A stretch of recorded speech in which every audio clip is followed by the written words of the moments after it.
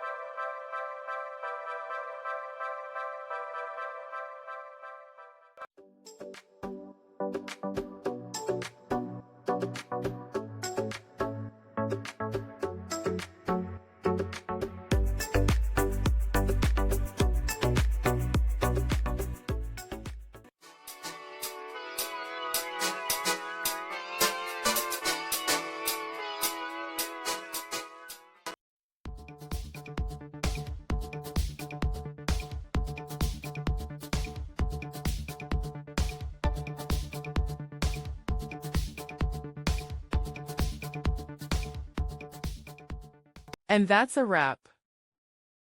I hope you found the answer you were looking for. If you did, take a second to hit that subscribe button. It really helps out. And let me know in the comments which solution worked best for you. See you next time in the debug zone.